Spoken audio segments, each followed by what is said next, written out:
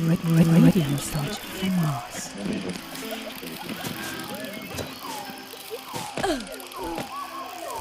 Greetings all you Martians out there, it's time for another round of Radio Nostalgia from Mars.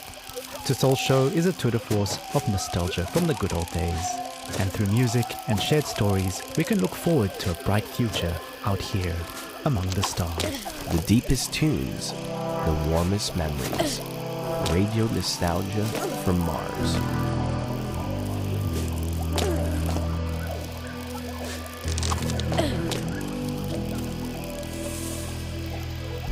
I'm the son of no one. I'm the son of no one.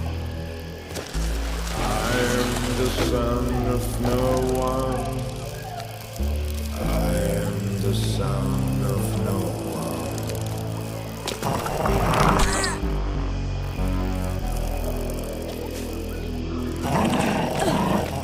A mutant of tomorrow. I got no time for sorrow. I found becoming a stag, antlers with no yellow tag. Left to my own devices, used to permanent crisis. Without race, without creed, I am pure spiritual speed.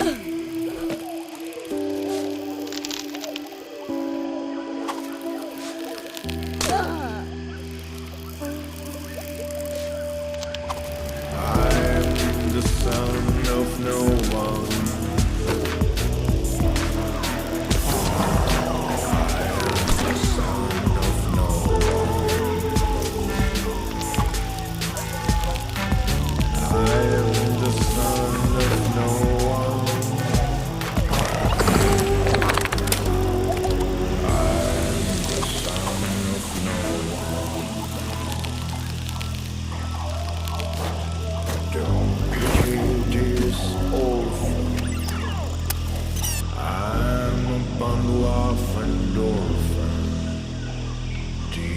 Bastard will overcome even the armageddon.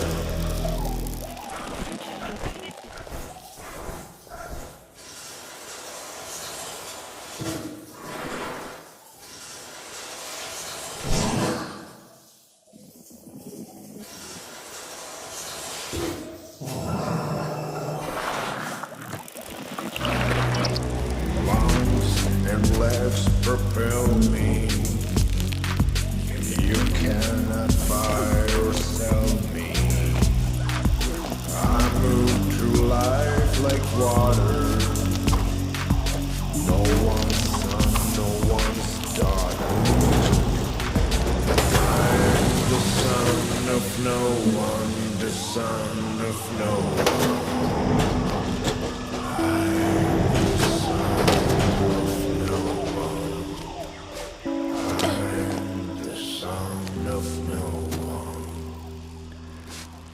Wow, now that takes me back to dark and smoky nightclubs and late dinners with friends. But alas, we cannot dwell there forever. So out of the darkness and into the light.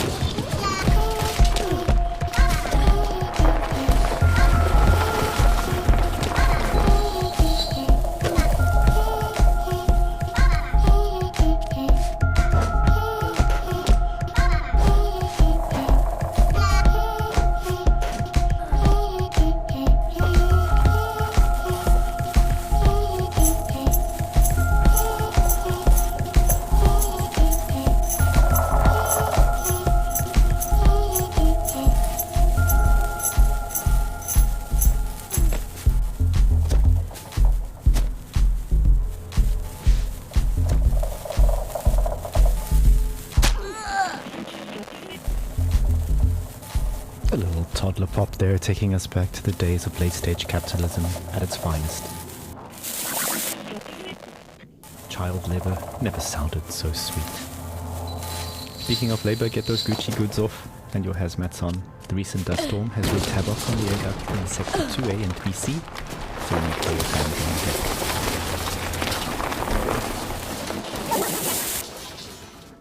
Histoire, mémoire, le bon vieux temps, source originale, fable authentique, espoir, inspiration, drame, musique, radio nostalgie, hommage.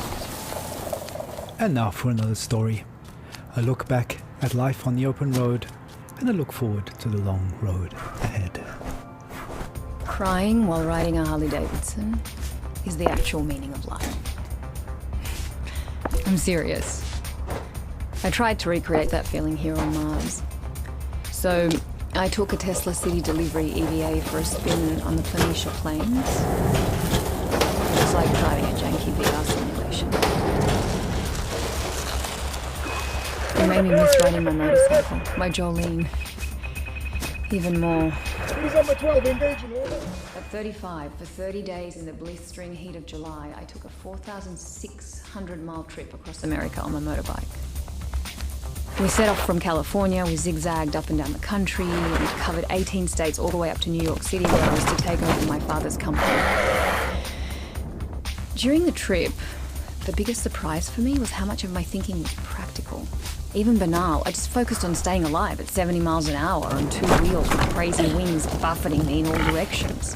So while my mind was this constant barrage of compulsive thoughts, those thoughts were generally practical. Like, how do I get to that destination before dark? Am I drinking enough water? Am I hydrating? The bigger picture stuff of why am I doing this and what is life about anyway didn't come until later. We started the trip at the peak of California's infamous orange heat wave, and we rode it for 5 days in temperatures you wouldn't believe. Some mornings I'd have sweat dripping from my elbows before we even set off. My eyes hurt from the sun. Sometimes I'd wake up so sore I could barely move. My inner thighs had engine burn. And even though those closest to me actually didn't think I'd make it, I learned that I could physically overcome much more than I thought. So after that rite of passage, I knew I could take over the company. Instead of being an entitled little brat whose father would pay for her theatre career, I turned the company into $1 trillion business. And now, here I am with my family on Mars, among the last representatives of humanity in the universe. But aside from this high-minded idealism, life has no meaning. Because of these damn EVA suits, there's no wind in the highway here. No open air solitude that makes you feel one with the world, like back on Earth. On Mars, even if you manage to get outside, you're still trapped in a bubble of your own stale air. No matter where you go, isolation clings to you.